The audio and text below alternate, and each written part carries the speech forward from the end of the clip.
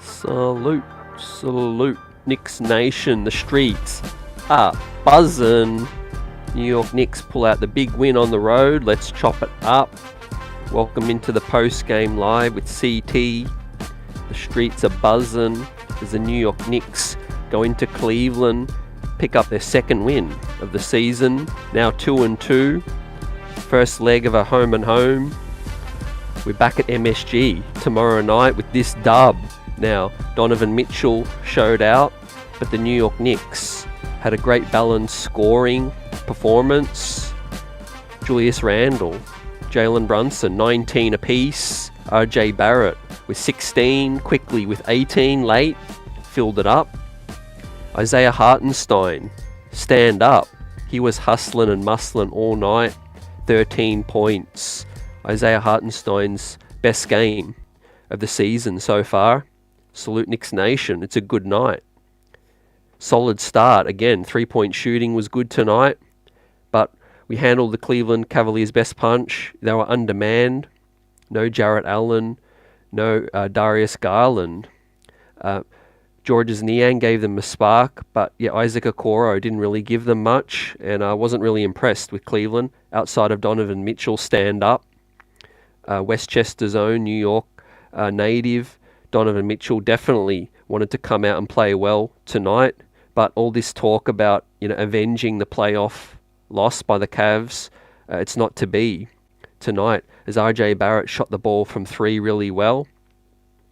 And we'll go through the box score like we always do, give out grades, shout people out. But yeah, Julius Randle was methodical, getting to the line, taking advantage of his mismatch with Dean Wade. And salute to the chat. How we feeling? Big task. Michael Drake in the house. Easy work. Yeah, light work tonight. We saw some garbage time, but I thought Tom Thibodeau could have taken the starters out earlier. There's no doubt about it. With Randle and Brunson and Barrett still on the floor. He rested Mitch as well. But easy work. Whether a win's tough or easy, you chalk it up this early in the season. It just feels good to get another win. It's been a tough schedule, as we know, and this is a road game. Salute Michael. Salute Replay Squad. As we all know, guys, winning on the road is not always easy. Tonight was an easy one, but we took care of business. So what I liked the most was the balanced scoring. Like I said, Randle and Brunson, 19 apiece, and Barrett with 16. Most of his came in the first half. IQ filled it up late with 18 points. Hopefully got into a little bit of a groove, fam. As JJ's in the house. Got to feel good for Quickly, fam, to finally, hit some shots as well. Credit to the Cleveland Cavaliers bench. That Porter Jr., he was scrappy. He was getting after it. Like I said, Georges Niang hit a couple threes early. But yeah, they just didn't really have any kind of offensive option off the bench. Max Strauss, one of their best additions in the offseason. It wasn't a good night for him. Josh Hart DiVincenzo, we see running the break. There, fam. Drip Moore, I see you. Salute. Julius Randle was dishing. Great assist to Bully Barrett on that one. So yeah, salute to Julius. A double-double. Tonight he finished with 10 boards, 19 points. And we'll go through the box score. We got to see Dylan Windler. We got to see some Deuce McBride action as well. We'll chop it all up. But as expected, guys, without Jarrett Allen, the New York Knicks won the rebounds, 61 to 51. 18 assists was pretty solid, but not as good as some of the games earlier this season. 19 assists from Cleveland, but I liked the 9 steals from the New York Knicks. They were definitely getting chippy in the passing lane. So I appreciated that. 14 turnovers, though. Donovan Mitchell with a handful. So he's got to be better with the ball, with 5 turnovers from Donovan Mitchell. But Julius Randle's 2 assists, 10 rebounds, 19 points was outstanding. As I said, Isaiah Hartenstein with 13.7 boards and 2 steals. Stand up, iHart. One of his best games as a New York Knick. Played 22 minutes. So relieving Mitch. Mitch was 100% from the field, 4 of 4 in his 22 minutes, 7 rebounds, 8 points. Light work from Mitchell Robinson as well. Of course, the player of the season so far for the New York Knicks in terms of consistency, Mr. Broadway Bully Barrett, 24 minutes. So he gets to rest a little. He was 3 of 5 from deep, 60%. 5 of 13 overall, 38% for the game. Got to the line 4 times, 3 rebounds, 16 points. Again, I really liked RJ Barrett's first half. I think all 3 of his threes came in the first half. So, guys, what is this? RJ Barrett, a breakout year. Have a look at the odds for most improved player. Based on this start, I think RJ Barrett is definitely now in the mix. JJ Salute says Knicks took it to Mobley, got into his body, and he gets overpowered. Yeah, lanky, scrawny young man. Mobley's lengthy. He used his length to alter a few shots, but yeah, another instance of no match for our bigs as well. It was a little sloppy, definitely, in this game. Later in tonight's show, we'll give our overall thoughts on the 4 games, but we've got a back-to-back tomorrow at MSG. Let's get it. We have a chance to go above 500 heading in to this NBA Cup game, ladies and gents, as we have Milwaukee on the weekend. Friday night Knicks, the first NBA Cup game at MSG. Oh, sorry, that's at Milwaukee, that one. We have the New York Knicks. They're going to unveil their new court, all orange with the blue strip. Looks pretty clean. We got to see it in person, or we got to see it on TV. But I look forward to that coming up. Also, as I mentioned in a previous show, we'll be on Thursday with a guest. We'll be there. We'll be getting it with talking to Joe Varden of The Athletic, covers the NBA for a national reporter with The Athletic covering the NBA.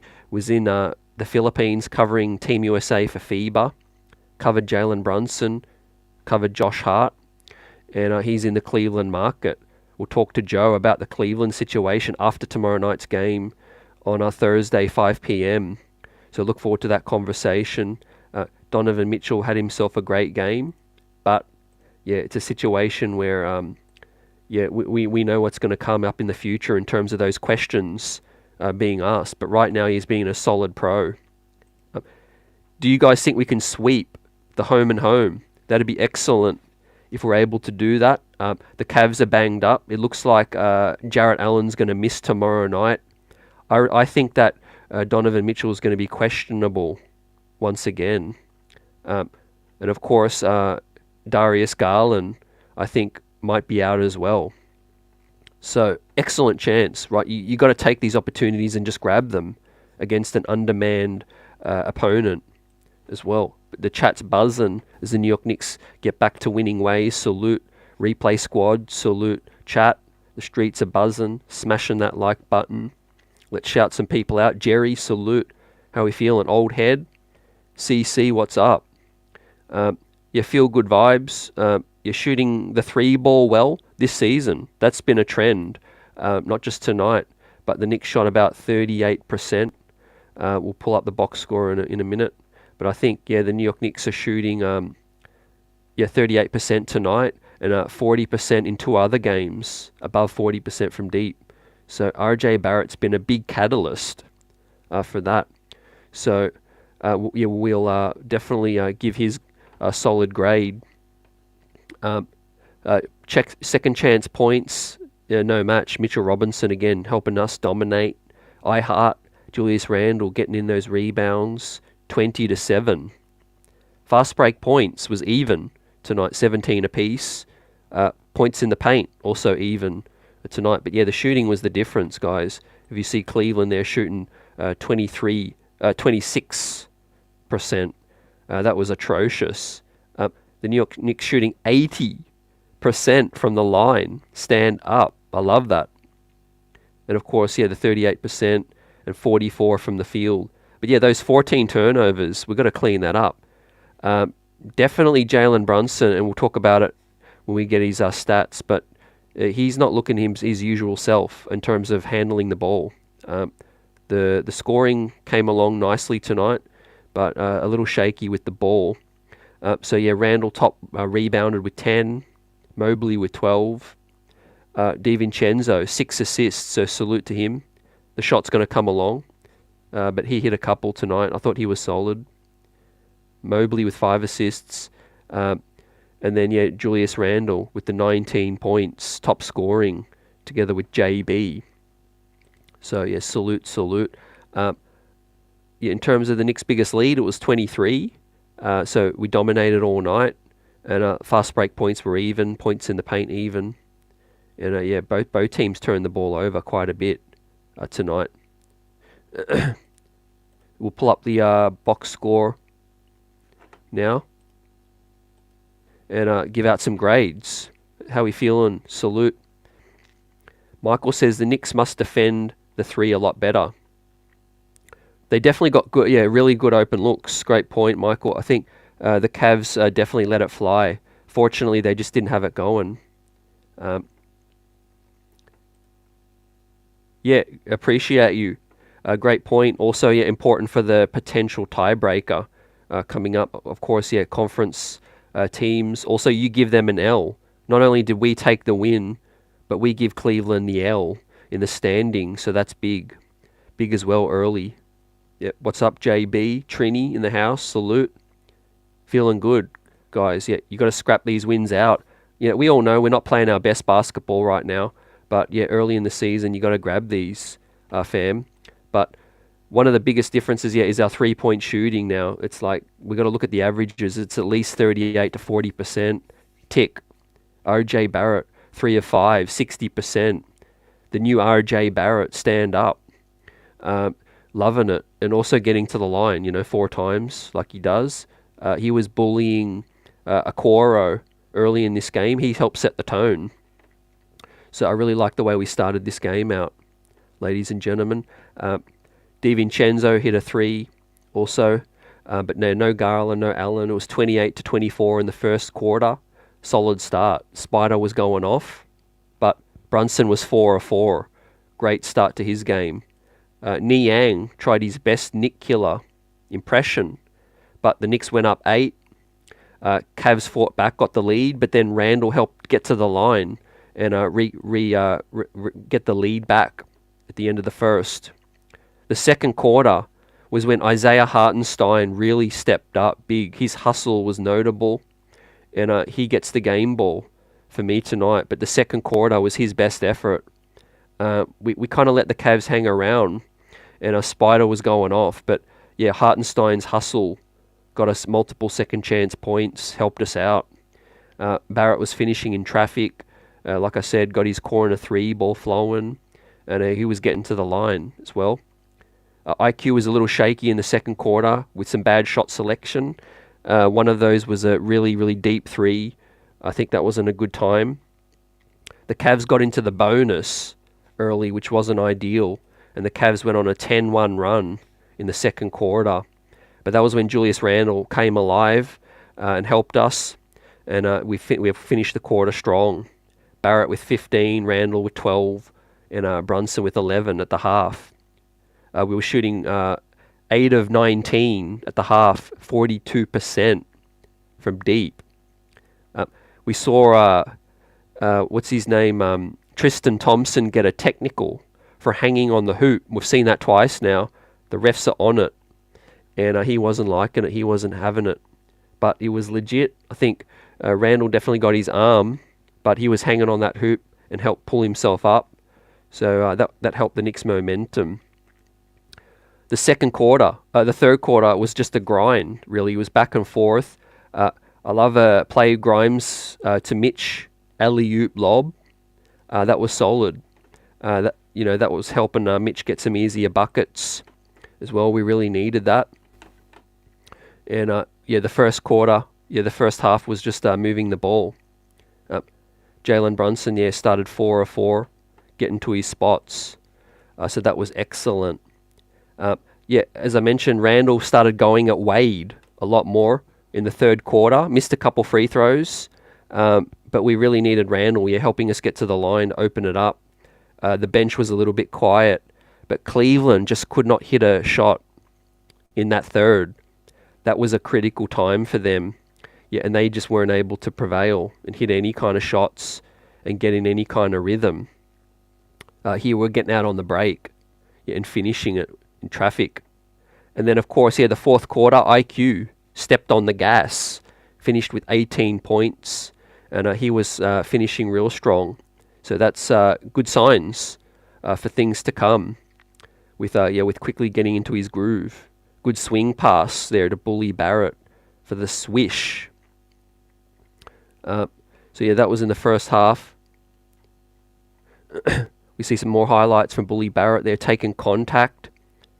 That's another improvement, finishing this year. Swishing from the corner. Got fouled there. But finishing in traffic has been a really, really a pleasing thing for Barrett's game. We'll talk more about the NBA Cup coming up in that first matchup against Milwaukee. I'm feeling good about that matchup. Especially with with guys starting to find their shot, like they did tonight. There was quickly there taking it at Porter, and with the step back as well. That was beautiful stuff there. So the pleasing thing was the well-rounded performance of the scoring, turnovers. It's been a little trend what we got to clean up, but obviously rebounding dominant. Even if they had Jarrett Allen, I still think we would have dominated this one. Like Michael says, bully ball, RJ Juju. Yep. Yeah. Julian says that's what marriage will do to you. Yeah, facts, right? It's been an eventful off-season, man. Big Task says, I have a question. Do you think that the Knicks should trade Randle? It depends who we're getting. Obviously, we've got to look at fit. We've got to look at positions, man. We'll talk about the big trade for James Harden, which has shaken up the league right now. It looks like Philly are really well-positioned to reset their roster around Maxey and Embiid and Tobias Harris expiring contract. They got draft picks and they got $60 million they can free up.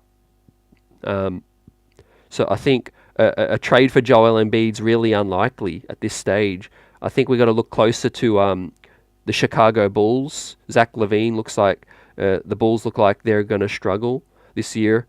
So that's a question to ask. I think Pascal Siakam could be on the move as well.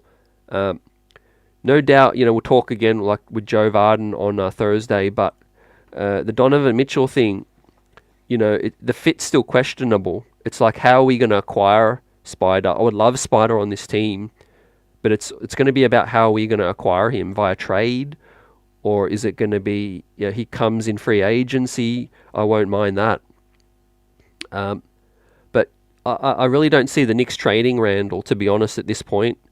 Maybe in the next 2 years, he's going to be here until we bring in that third star, and we see what it looks like with Brunson and Randle and Barrett, of course. I really think, if the Knicks are going to pull off that trade, Emmanuel Quickley is probably the most likely player outgoing. Big Task meant Donovan Mitchell. Okay, I got you. Yeah. I really think Donovan Mitchell is a worthy target. Definitely. It's a talent upgrade. He can shoot the ball. He can pull gravity from the defense. It's going to open up the games of Barrett, Brunson, and Randle, and everyone that's still on the roster at that point. So, I think it would be still a wise move to get Spider. It just depends on how we're getting him, fam. Let me know how you feel. CC says KJ Martin would be a nice addition. I'm thinking he might get waived if he hasn't yet. Let's see. There's some good talent that's out there that's not getting any burn as well. It's funny, when the trade went down, I was thinking Mook Morris Sr., wouldn't it be funny if he was waived or possibly up for a cheaper trade option? He would slot in perfect as our backup four off the bench. Can rebound, can score, can defend. I think Mook Morris would be a nice fit off the bench. but I'm not sure of the salary landscape and how that's going to fit. Obviously, we saw it on the road against New Orleans, man. Josh Hart playing the 4, it's not a long-term solution for me. It's working against teams that can't punish us, but against size, I think that's something to watch moving forward. Josh Hart had a solid game, 7 boards, 3 assists, and splashed a 3 ball, 5 points in 27 minutes. He can play a lot better, but Hart obviously was part of FIBA. I think he's had 2 twin babies. He's trying to find his groove right now. I think Josh Hart, his best ball is yet to come, no doubt, for this season. So I think, we're going to be building up to our best. And I said it. I know at some point this season, I feel good. We're going to pull off at least, a couple of big winning streaks, talking about 4, 5, 6 game win streaks. I think I can see us pulling off multiple win streaks, to get us where we need to be, 10 games over 500. Salute Sharp Powers, let's get it. Evan Best, what's good? Is there a way of getting Spider without losing Mitchell Robinson? I think so. I think the Evan Fournier contract quickly, and then we got some other salary fillers. Dylan Windler's contract's unguaranteed as well. So that could be waived by the new team. I think there are ways to find that out. But, guys, I think we're at least 12 months away from Donovan Mitchell asking out. I think he's not that guy that's going to dog it in Cleveland yet. He's going to see what they look like this year and try to win and get to the playoffs. And then I think once they flame out, I think then they're going to ask serious questions. He's going to ask serious questions about where the franchise is going in terms of his immediate future. Of course, he's got 1 more year to play after this season before he can walk with the player option. What's good, Vaughn? How you feeling after this season start so far? 2-2. We're working our way up, ladies and gents. We ain't playing our best ball, but we're 500. We've got a great chance tomorrow night. Let's get it at MSG. Like I said, it looks like Cleveland's going to be short-handed. So that's going to be beautiful. That's going to be another great opportunity. But, happy holidays, happy Halloween. The Knicks went down to Cleveland and punked them. And took the game ball. Isaiah Hartenstein, I got to give it to him so far. Wasn't the top scorer, but if you watch this game, you know. If you know, you know. I think Isaiah Hartenstein, he's 4 offensive boards, just kept us flowing. 7 defensive, 7 total, and 13 points, a block, and 2 steals. 5 of 10 from the field, and I missed a couple 3 balls. But Isaiah Hartenstein, he gets an A for me tonight, fam. Emmanuel quickly came on the scene late, like I said, finished 3 of 6 from deep, 18 points with 2 assists, 3 boards. Emmanuel quickly, he'll get a B+. He came on late and filled it up. Josh Hart was solid. He gets a B. Jalen Brunson, great performance offensively, but 5 turnovers. I've got to give him a B. Quentin Grimes played his role. Wasn't flashy, but 500 from the field. 1 of 3 from deep. I'll give Quentin Grimes a B-.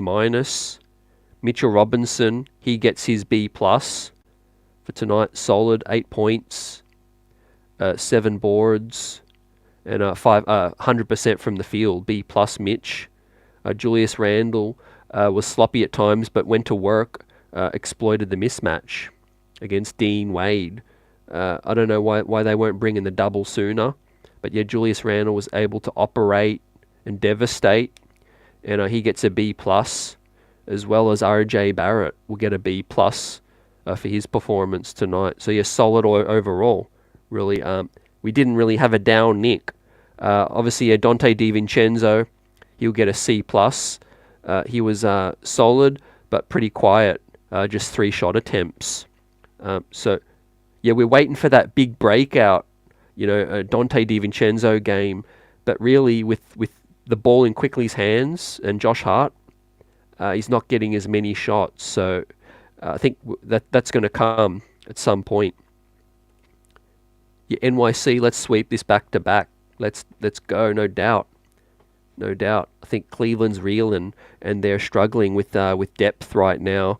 And this is where the New York Knicks depth really steps up and gets us these wins too. Like I said, man, I talked about it in the preseason. We have the luxury of bringing an Isaiah Hartenstein as our backup center. There are teams in the league that would love Isaiah Hartenstein as their starting center. So we can't take that for granted. Grimes looked a little off, definitely. There was that play, I did retweet someone, shout out, they did make a comment about Grimes rushing his 3-ball. There was that moment where Spider hit the deck, tripped over his feet, I think, and Grimes was basically alone on an island in the corner, and he rushed it. Again, he didn't take his time and set his feet. So yeah, I'd love to see Grimes. The game's going to slow down for him at some point, but he is rushed a little bit, definitely. I think his mind is going faster than his body is able to right at this moment. You see it when he's on the drives as well, and those kickouts. But when the shot's hitting, it's hitting for Grimes. So 1 of 3 is okay, 2 of 4 from the field overall. Just a quiet night. Trini says, I would like Spider if we don't give up the whole team. And I think we got the upper hand, especially if DM says he won't sign that extension. Yeah, no doubt. I'm not going to say it's a done deal, and far from that. We never know what the future holds. But at the very least, I can guarantee that Donovan Mitchell is going to have the Knicks on his list, right? I mean, that's a no-brainer. He's going to explore unrestricted free agency no matter what team he ends up getting traded on or wherever he is in 2 years. He's going to have a decision, and he's going to be able to choose his own future, his own fate. And the New York Knicks are definitely going to be on that list. It's going to be whether there's another attractive opportunity. Did the Heat give him the keys? With Jimmy Butler, maybe setting off into the sunset in 2 years, or moving on, or maybe they try to pair him up. But I think it's close to as realistic as it can possibly be, man. I think he's from the area. He talked about one day wanting to play close to family. I think, as we all know, guys, family is super important to all of us, and family is important to Donovan Mitchell. That's no exception to the rule. So I think it ain't just about the team and the Knicks. I just think it's all about New York City and being close to his dad, being close to the New York Mets organization. He's an absolute diehard Mets fan too. So that cannot be lost. So yeah, feeling good overall. JA says feeling good about RJ and his growth. Feeling good about RJ. I've got RJ on my mind right now because that 3-ball is really hitting, and he's putting in work on that. Also, that just goes to show that putting in reps in the off-season with FIBA does help your rhythm. Peace LRYs. If you're working on your game in the off-season in meaningful competition like FIBA, we're seeing it legit now. It helped with Carmelo Anthony winning gold medals, carried that into the season, and now we're seeing it legit play out in front of our eyes with RJ Barrett's 3-point shot now as well. It's all about rhythm coming in. Kaiser, salute. We need to keep our big 3 if we trade for Spider. Based on the way things are going, I think it's important to keep Barrett now, definitely out of any trade. And the way Julius is constructed as well as the power forward, I think this team's undersized. So let's see. Let's see how it plays out. RJ Barrett's looking real good, and no doubt these teams wanting to trade with us now are going to be asking for his name. How the tables have turned, how, potentially Danny Ainge and the Utah Jazz didn't want RJ Barrett or wanted more draft compensation. But now, if teams are talking to the Knicks about any possible trade, they're definitely going to be trying to get RJ Barrett back in any kind of deal. But yeah, the New York Knicks got to be feeling good about his contract now, with the chance to be outplaying his contract number. We see some ridiculous numbers around the league. You know, guys like John Collins, Colin Sexton earning 18 mil. You know, the list goes on, fam. Now, Jaden McDaniels earning what he's earning as well. Right, this kind of production from RJ Barrett on his salary is looking like a steal now, with upside as well. With that upside. So that's big. Yeah, with that consistency. One thing we've got to salute Randle for is moving the ball this year. Look at that feed. I could watch that all day as well, keeping his head up. Yeah, he could have eaten Dean Wade for breakfast for that one, but he definitely moved the ball at the right time. But then, yeah, he knows when to take it and when not to. Right, when he's got Evan Mobley on him, yeah, he can shoot over him, and he can do all sorts of different things with the ball. There he is pulling up. This is the Knicks win that I envision in the preseason and off-season too, guys. It's all about balanced scoring. You know, we don't need Brunson to pull 33 points every night. Randle with 23, right? We can balance it all out with Barrett with 20, Randle with 20, Brunson with another 20 as well, and of course quickly with 18 off the bench. That's perfect. So let's see how we do tomorrow. I'm not here to make any predictions. We've seen letdown games before, but yeah, I really feel like our best basketball is ahead of us now, and I feel like we're working our way into some rhythm now, especially with our fast start tonight. So yeah, tomorrow's injury report looks like Jarrett Allen likely out. Darius Garland going to be out as well, I feel. Donovan Mitchell was questionable tonight, and I feel like he's probably going to be questionable again, having played a full game tonight. He might be a little sore as well. So the Knicks are a good team right now, whether you have them in the 5th, 4th, 3rd finish, but we're working our way to be great. That's the difference. We've got to be consistent. We're a good team. We could beat anyone on any night, but there's a difference between good and great. And we're working our way, I think, to being a great team. And I feel like by the season's end, we definitely could be in that range in terms of being the great team in the handful of teams in the East. Yet Randle's looking good, playing better defense. Michael, salute. I think picking his spots, definitely. The rebounding, one thing Randle doesn't get enough credit for is the rebounding. So let's go with that. 10 boards. Gets rebounds in his sleep, really, as well. So double-double tonight for Juju, stand up. Yeah, we gave out our grades. So we did get to see a little bit of Deuce McBride. Hit 1 of 2. That was solid. 3 points. 1 deep ball. We got to see Jeffries, Windler, and Jericho all put up a shot each. But yeah, really our bench came alive with Hartenstein and Quickly. That was the separation.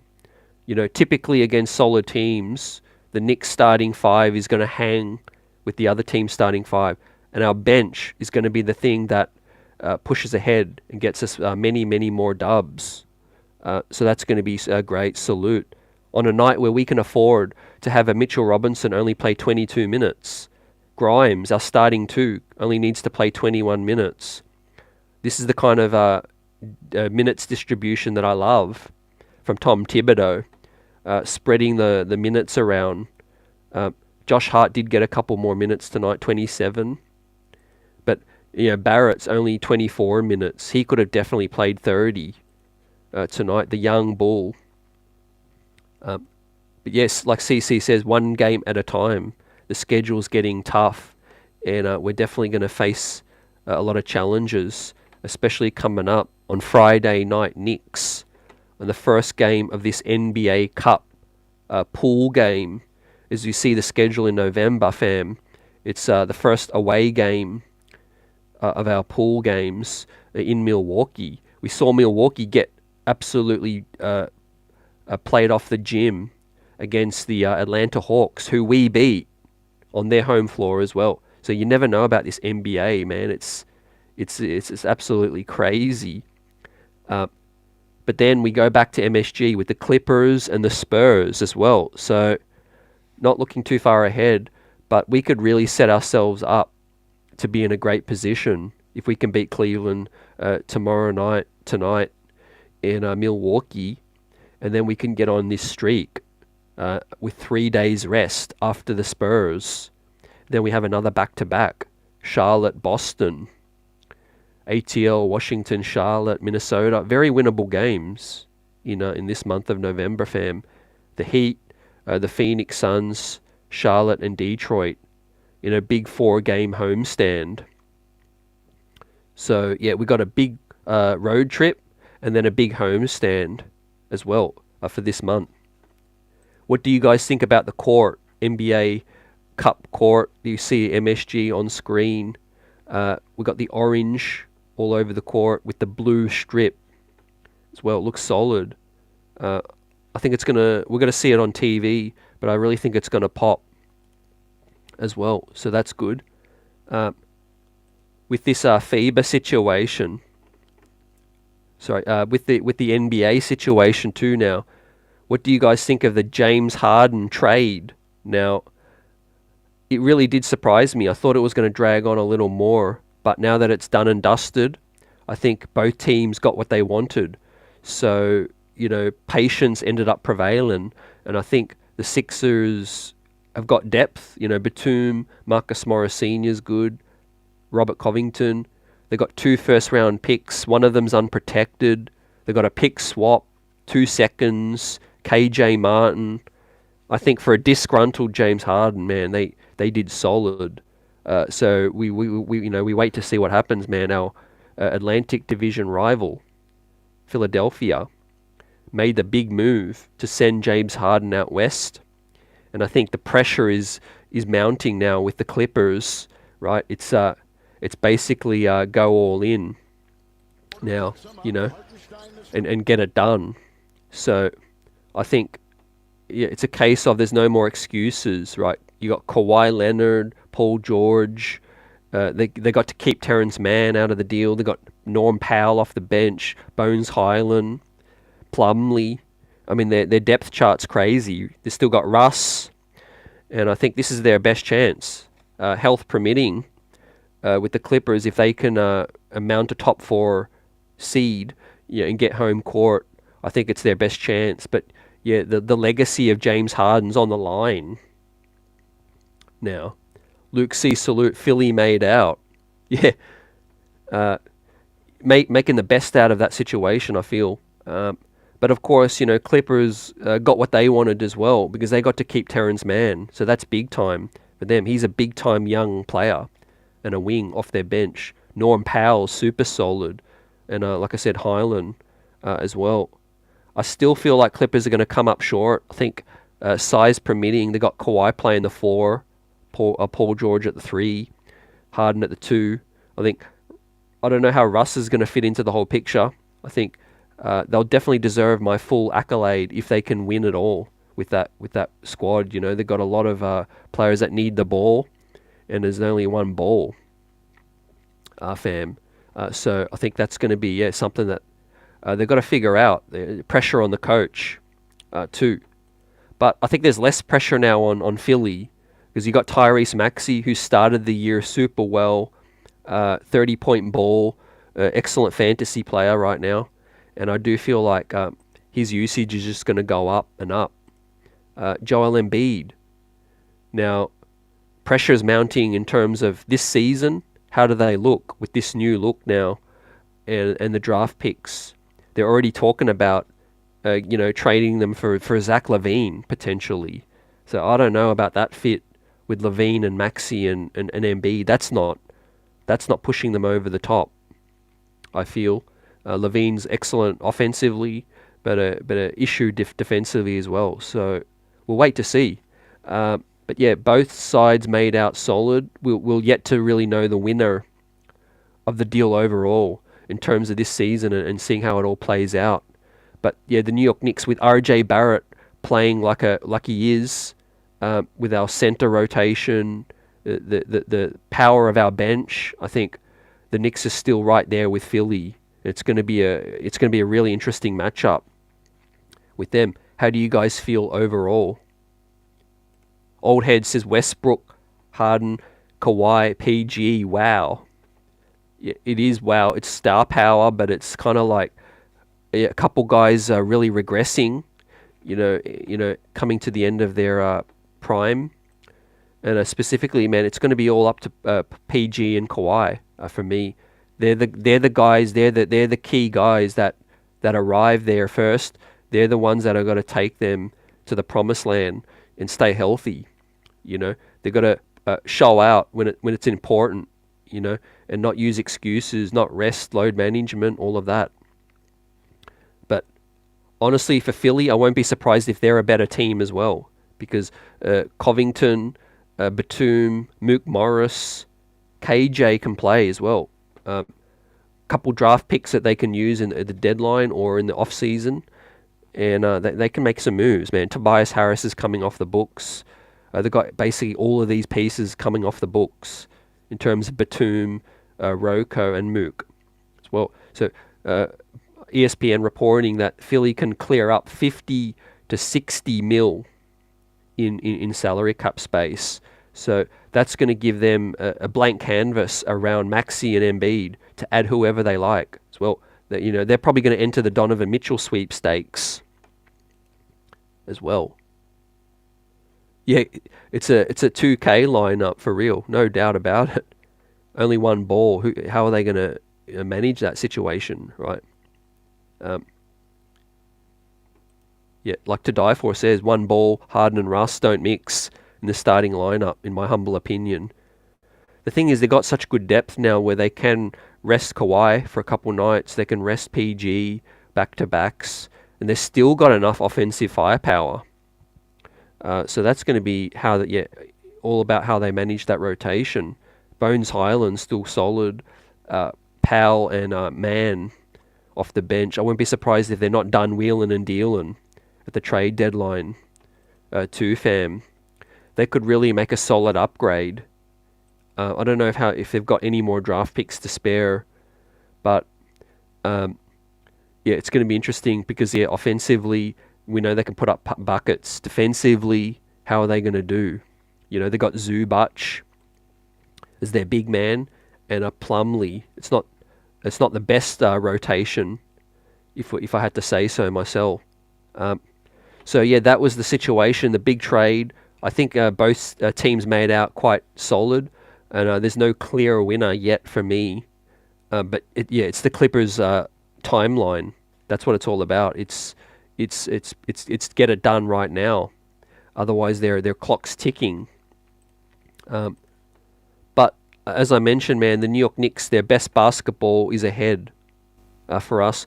I think encouraging tonight that offensively, guys had it going, and we shot well at the start of the game. The rhythm was there. RJ Barrett, again, specifically at the very top, shooting 60% from deep. Julius Randle shooting less volume from deep, but 40% as well. 2 of 5 was really great with his 10 rebounds.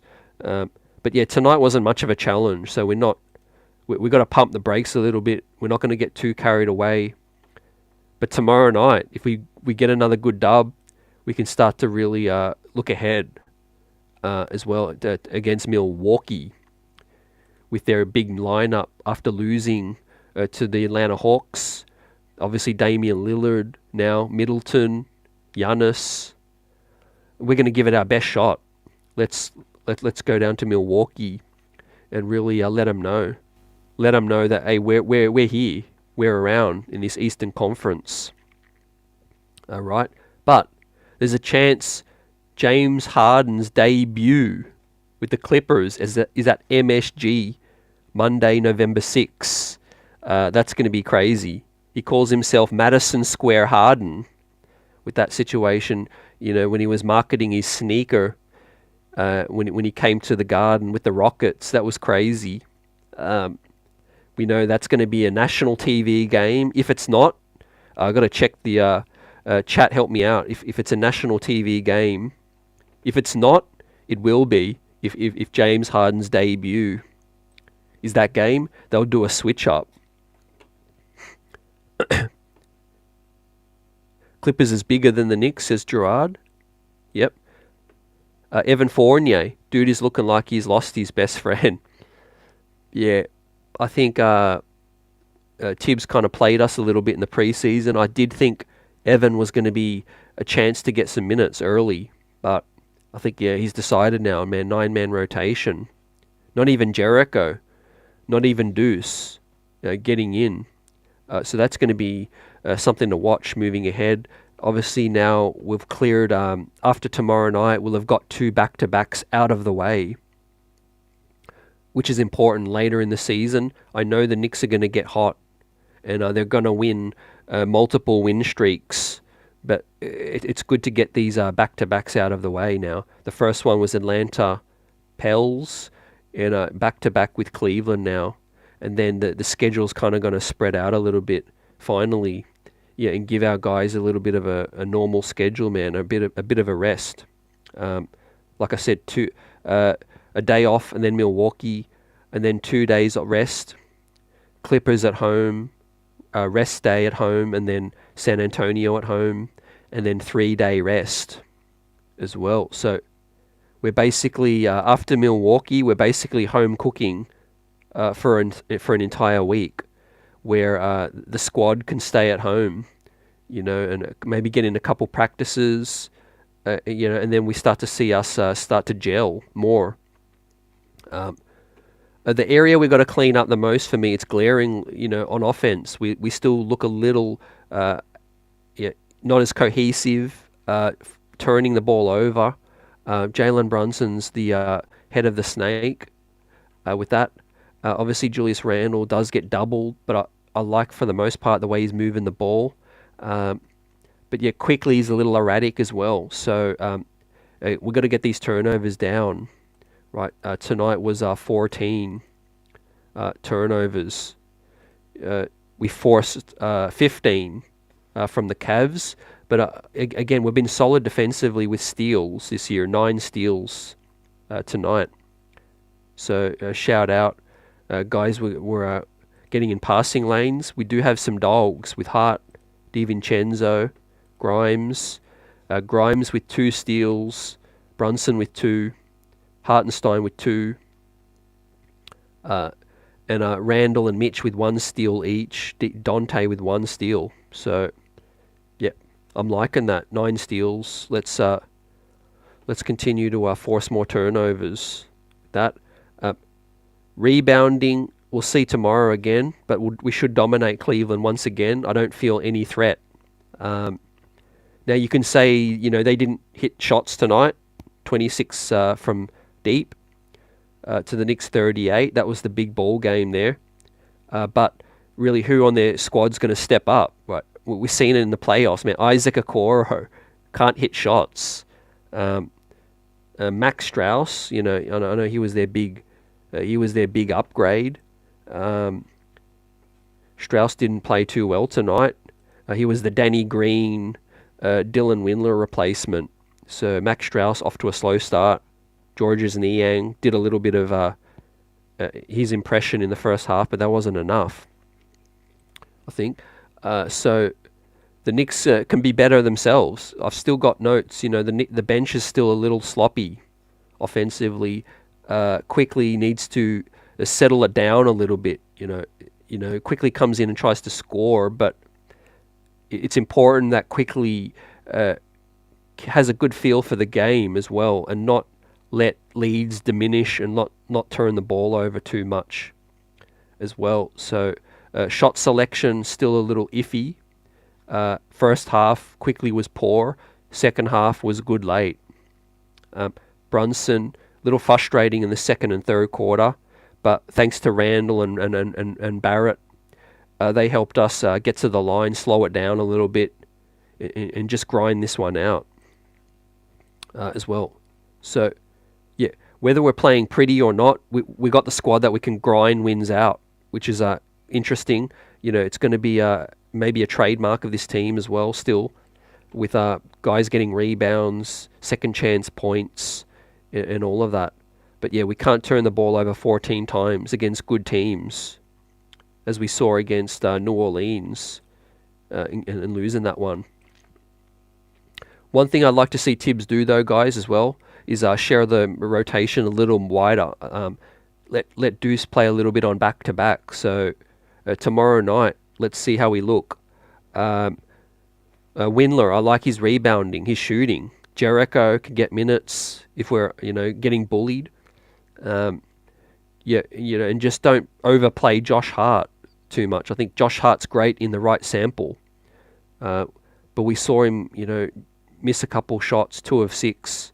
The shot looks a little hitchy, and Hart's good on the transition, but half court, Josh Hart's not great offensively. Yeah, definitely to die for. We got on Brunson for his 5 turnovers. I think he'll be better. He'll recognise that. But yeah, I think he's a guy who, we're seeing, with his usage, is turnover prone. With his size, I think if players can be physical with Brunson, it's going to be a case of he needs to not force it into the trees and learn to share the ball more as well. Like I said, we don't need his scoring so much every night. I think balanced scoring is good. If Barrett's shooting well, we can get Grimes more looks. That's okay. I'd love to see a Jalen Brunson 10 assist night. Maybe where he scores 15 to 18 points, and he can help get us 10 assists. We've seen it from Julius. Julius had a night where he had like 8 assists as well. So I think Julius can recognize now when he doesn't have it going, and can move the rock. Michael Salute says Fournier should play more when our guys' shots ain't falling. Yeah, not just that, but yeah, back-to-backs, things like that too. Stretch guys out and give them rest as well. But tonight was pleasing for a back-to-back. This went, not necessarily that the game was smooth, but the result went as smooth as you could possibly hope for, with Barrett playing 24 minutes only, Mitchell Robinson with only 22 minutes, Quentin Grimes with 21, Quickly with 23, iHart 22, Dante with 15. So I don't want to hear any excuse tomorrow about a back-to-back, because we're flying back to New York from Cleveland, and these guys should be rested, right? Brunson played 33, Randle played 31, but we had 2 days off. That's the key. We're coming off a 2-day rest, and we're going to get it. We should come out firing tomorrow night. And really send a message to the East. A sweeping Cleveland, like the chat said tonight, Salute, about the tiebreakers. Think about that already, guys. Big consequences early. If we sweep the Cleveland Cavs in this home and home, that's the tiebreaker right there, basically. And so all this chatter, all this talk about how good Cleveland are, in the preseason, some have them in the 3rd seed, some have them 2nd, many had them 4th, 5th. That's going to send a statement. I know they're undermanned, but I guess it's going to make people, maybe backtrack a little bit, and put the Knicks back to where they should be in terms of against Cleveland. I don't think Jarrett Allen is a huge difference maker. Darius Garland can be on his night, but we don't see it often enough. We had 5 games in the playoffs, and those guys didn't show up. Spider Mitchell showed up tonight, but it wasn't enough. And for all their talk about solid additions, Max Strauss, Max Strauss, Georges Niang, and Jerome, Ty Jerome, who was out tonight as well, and their additions, they didn't play well. They didn't make a difference tonight in terms of Strauss and Niang. So, yeah, Knicks' depth ain't even playing up to its capabilities as well. When you're looking at DiVincenzo, when you're looking at Josh Hart, they're not bringing it. They've been subpar. So the good thing is we have upside, and when we're not playing our best basketball, and I think that's going to come. Yep, definitely good to get the three foul shooting percentage up, no doubt. Salute to die for. 80% tonight. That was solid. Even then, so we still had Randle shoot 7 of 10, so it could have been even better as well. But salute to Brunson, 4 of 5. Quickly was 3 of 3. Hartenstein, 3 of 3 as well. See, I really appreciated Hartenstein's game tonight again. 4th game of the season, hustling like it was the playoffs. Real good energy. Offensive, he had a couple nice moves, put him in the spin cycle, was rebounding. Wasn't a big assist game. We know he can do that. Just 1 assist. But 13 points off the bench, 22 minutes. That's excellent as well. Now, we might be talking about this later in the season. I'm not going to talk about it tonight. But Isaiah Hartenstein, unrestricted free agent. There's going to be teams asking us questions at the trade deadline as well. I think he could be a nice upgrade for a contender at this trade deadline. And if we're going to feel like we might, not feel good about losing him for nothing, the New York Knicks might get offers for an Isaiah Hartenstein at the deadline. That's going to be interesting to watch, especially if another big man goes down for another team. Right? Do you cash in and sell high on an Isaiah Hartenstein later in the season? We see how it goes. But I think, there's going to be some teams ask. Deuce McBride. There's been teams ask the New York Knicks for the last 2 years about Deuce McBride. He's going to be an unrestricted free agent as well. But the story I'm hearing is that Deuce McBride, the New York Knicks want to do whatever they can to keep him. And he's on a $1 million salary. The New York Knicks can talk to Deuce all throughout the season about an extension. We can get it done any minute. We're not waiting on any kind of deadline. So the ball is in the Knicks' court with Deuce. We're going to see what happens, I guess, by the deadline. Maybe there's a consolidation trade and there's a bigger role for Deuce this season. But the important thing is we can extend Deuce at any time in this season. And I won't be surprised if the Knicks and his agent are discussing already. But we're going to wait to see what happens. I'd love us to keep both. It might just come down to do these guys get better offers from other teams? And if I'm another team in the NBA, I'm definitely trying to raid the Knicks' low-key talent with Isaiah Hartenstein and Deuce. If I can get them for cheaper, we'll see how that plays out. Unfortunately, Deuce is out of the rotation, but he's a rotation-worthy player now. Absolutely, he's basically the 10th man on this team. And if Tom Thibodeau was willing to play 10 guys, I think Deuce McBride would be the next guy up. I think he definitely has him ahead of Fournier still. So we'll see. Maybe an injury here or there, he'll get a chance. Michael says, another big question is, should we extend Tibbs? I'm saying no because of Johnny Bryant got to get his shot. I think Tibbs is safe this year, all the way through till the end of the year. Playoffs, if we don't look better than we did last year, I think there will be real consideration. It's going to depend on what seed we get, how well we do in the regular season, and how we finish, fam. But I think they're not going to extend Tibbs until the end of the season, I feel. Basically, this is a prove-it year for Tibbs as well. Get us back to where we were, get us back to the playoffs further, hopefully, and then I think that's going to help his case for discussions. But I think, it's wise to speculate. The next coach is going to be a younger kind of guy like Johnny Bryant. I feel once the day Tom Thibodeau is no longer here, I think moving in a direction where we might have more younger players on the team. We'll see. If we're going to be successful getting a superstar, I think Tom Thibodeau is probably going to stick around because they probably want a guy of his experience with this squad, I think.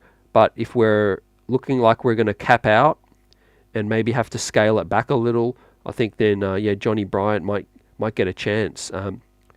The thing is with the Donovan Mitchell lurking in the background, we know how close he is to Johnny Bryant as well. We talk about so many different reasons why Donovan Mitchell and the New York Knicks make sense from his perspective, with being at home, near family, Johnny Bryant close to him, super close from his days in Utah, and and he's close to some of the players as well. So like I said, nothing's a done deal, but in terms of preference, I think the New York Knicks would definitely be top one in his preference list. I can't even say top two. I think top one out of any team. As long as we don't fall off a cliff and we're still good, we're relevant, we're in the top 5 of the East, I think Donovan Mitchell would be thinking, I can put them over the top. And I'm going to wait till unrestricted free agency and I'm just going to go to the Knicks. I'm going to make sure they don't give up anything. And we'll see. Because like I said, Brunson and Randle are good enough. They can get us 4th seed in the regular season. A guy like Donovan Mitchell can do what we need in the playoffs, with Jalen Brunson as well. But like Kaiser's saying, Spider would give us that scoring option in the clutch when it's big time. When they try to double Brunson and trap him and exploit his size, we need a guy that can just go nuclear and pull up from deep as well. And I think it's a big legacy move too. If you think about it, unsuccessful in Utah, Cleveland. If it's not going to work out in Cleveland, I know the Cleveland market's going to use Donovan Mitchell as a scapegoat. They're going to say, oh, he's not great. He doesn't know how to get it done. He lied to us, or whatever they're going to say. But at the end of the day, they traded for him, so they didn't really consult Donovan Mitchell. They just made the move for Utah. They hijacked the deal, and now they got a chance. They got Garland, they got Mobley, they got Spider in his prime. It's up to that organization to do their best and make sure they give him a chance to win. And this is their year. Evan Mobley needs to step up for them. If the Knicks were to punk them again in the playoffs, or they were to get outmuscled, I think that's their ceiling as currently constructed. I can't see any other way that Cleveland can pull a rabbit out of the hat, and make big trades. They don't really have anyone else outside of breaking up Spider and Garland. And that might be the move. They might say, hey, this undersized backcourt might not work. Let's trade Spider now and get assets back. Or, hey, Spider, what do you feel? We like you more than Garland. Let's try to trade Garland. I don't know how they're going to think, but they've got to do something. Jarrett Allen is kind of, good defensively, but not good offensively. Evan Mobley still hasn't found his offense yet either. So that's going to be interesting. Looks like Victor Wembanyama just absolutely yoked it on Eubanks. Yeah, appreciate you for that, man. Let's peep the highlights, and we'll do a roundup of the league before we get out of here. Of course, we're back tomorrow night, back to back, home and home. Let's sweep this baby right now. And like I said, tomorrow night we will be live post-game, same time. Then Thursday night, live 5 p.m. with Joe Varden covering the NBA nationally for The Athletic, based in Cleveland. Joe is super close to the Cleveland market. We'll have plenty to talk about with these 2 games against Cleveland. We'll get it. We'll talk about the Team USA with Brunson and Hart. Joe was traveling with the Team USA as well. He has a first-hand look at Brunson and Hart's summer playing for Team USA. We'll talk about the Paris Olympics, see if he's going to be covering that. The Harden trade. Will be a boatload of stuff to talk about. with that situation on Thursday night. Then Friday night, Knicks at Milwaukee, where we get it on the road. A big statement we can make. Another national TV game.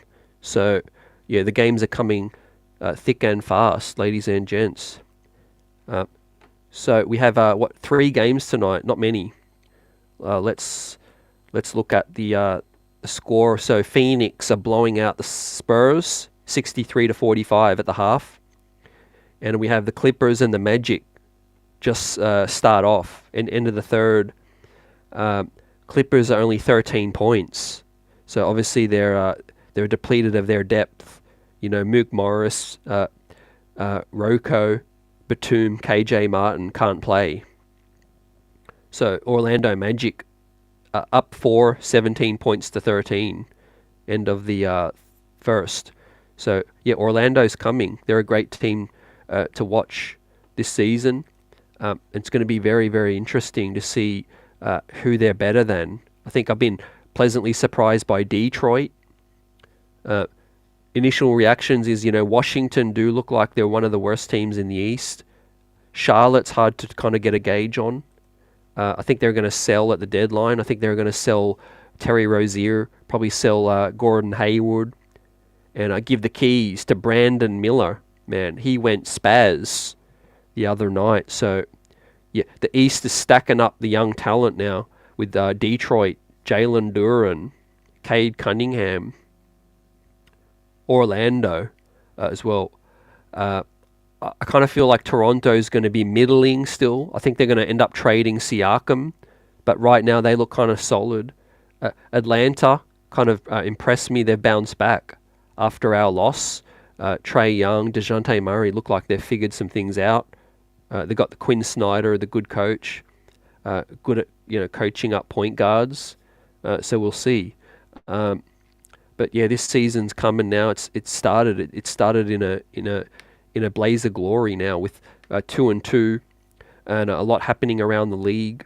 This is going to be a super exciting season right now, and we haven't even reached anything close to our ceiling. So we talked about it, 500 ball, and then we hit our strides, fam. We get to that point where maybe 30 games in, maybe even sooner, but at some point this year, I think we're going to pull off multiple win streaks. Key parts of the schedule. We just got to ride through the bumps like we do now with Milwaukee, with the Clippers. Then I think we can get on a run. Home against the Spurs, home against the Hornets, Boston on the road, Atlanta, Washington, Charlotte. Those are the kind of stretches that I mean, where we have to capitalize and try to win 5 in a row, which is going to help us later, if we drop a couple with that. Dallas has started really well in the West. Luka looks like Grant Williams is one of the key underrated pickups of the year. I got Grant Williams in my fantasy team, right? People dropped the ball. He fell to me and I drafted him. Grant Williams, he shoots threes. He definitely gets up his attempts. He shot 4 of 8 the other night. He defends. He gives Dallas that versatility they didn't have. And Luka paid him props the other night. So looking like Grant Williams is a great pickup for Dallas. Zion looking like he's back healthy. That's going to be interesting. Minnesota come back down to earth after beating us in preseason. They couldn't get over the hump against, I think it was Atlanta. It was against Atlanta or Toronto, where no, actually it was Orlando, I think, one of the come up teams. So look out for the Karl Anthony Towns situation as well, because the payroll. Minnesota's paying Cat. They're paying Jaden McDaniels. They're paying Ant-Man. They're paying Rudy Gobert. I don't know what their owner's going to be thinking. We're paying 4 guys huge money, if they're not firmly in the play-in picture or playoff picture as well. So, yeah, the Pelicans' time is now as well, fam. Yep, with Zion, it looks like the first off-season, he'd taken his health serious in terms of his diet and being in shape, all of that. He's a difference maker when he's healthy, no doubt about it. Does he and RJ Barrett still have that, intention at some point in their career to link up? We know the NBA is about brotherhood, and it's about connections. It's about, I want to team up with you. I would love to play with you one day. Let's get it. I think we can do some damage together. That kind of thing. I think each guy got another guy that they love to play with. I think for Julius Randle, I think Paul George was a guy, he was close to. I think Julius Randle and Joel Embiid still have a good connection. RJ Barrett, of course, he's got his guys. Jalen Brunson, it's going to be interesting to see whether he's got connections or rapport with Spider. We just got to keep winning. We've got to keep winning, and I think this year more eyes, more attraction will be on the New York Knicks. Silence some of the critics. People having the CAVS above the Knicks, the Toronto Raptors. People still put Orlando ahead of the Knicks even. Not kind of be disrespectful, but people think the Knicks are just going to regress. People are thinking Orlando's just going to come up. And Indiana as well, the Pacers. Obi Toppin has had a kind of a mediocre start, learning his role on that team with Rick Carlisle. That's going to be super interesting to see as well. There's more talent in the league every year with these draft picks, and these other guys' chances diminish. Talking about the Kevin Knoxes of the world, these kind of guys get squeezed out of the league quickly if they're not performing. We heard today the Charlotte Hornets declined the option of James Bouknight. Well, he was a really highly rated prospect, and looking like he's got the squeeze out there on that roster. They've got a lot of players with Brandon Miller now as well. Like I said earlier, I think they're going to sell Terry Rozier, and they've got to sell Gordon Hayward and get that fast-tracked. It's clear the Charlotte Hornets aren't winning anything, so you may as well just give the keys to these young guys, LaMelo Ball, Brandon Miller, and put up shots and get the veterans out of there as well. And fall back into the lottery and get the best possible draft pick once again. Orlando is young with talent, but them being better than us is straight hate.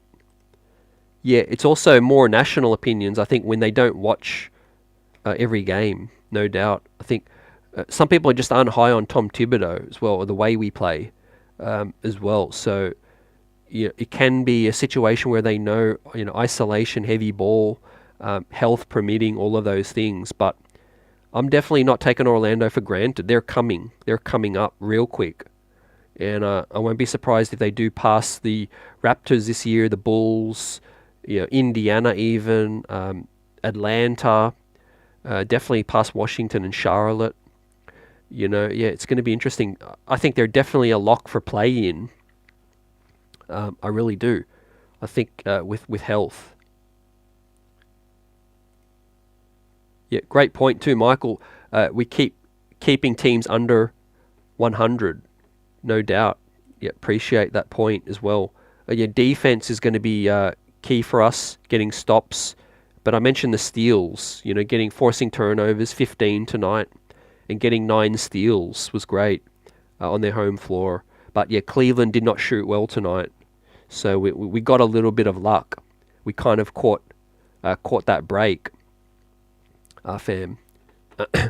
So it was a pleasing wire-to-wire victory. It got a little sloppy at times, but quickly found his groove. Guys were solid overall, with Randle getting to the line, with Barrett shooting, and Brunson putting up his 19 points. And we get ready for the second leg of a back-to-back at MSG. We return to the Mecca, and like I said, big ramifications in terms of the tiebreaker, beating Cleveland twice in 2 days. that's going to set the message, set the tone this year for the New York Knicks in the East. One of the biggest difference makers this year, RJ Barrett, started the year hot, shooting 60% tonight. We still got upside from Quentin Grimes, Steve Vincenzo as well. Quickly's been a little streaky. If these guys can be more consistent, I think we're going to get back to our win streaks as well. Mitchell Robinson's been excellent to start the year. And Isaiah Hartenstein said, hey, don't forget about me tonight as well. Putting in work on the road. Salute. The team didn't feel good losing to the New Orleans Pelicans. And they definitely want to make amends and get on a streak. So yeah, let's get it. Appreciate you, Replay Squad. Chat. Keep it buzzing. Tomorrow night we'll be live, same time after the game. Hopefully chop up another win and go 3-2 above 500 as we gear up for the first game on Friday night of the NBA Cup tournament. And we watch to see what happens around the league. Appreciate you guys. Chat. Have a great night. And let's watch some of these Wembanyama highlights, man. Keep it locked in. Peace.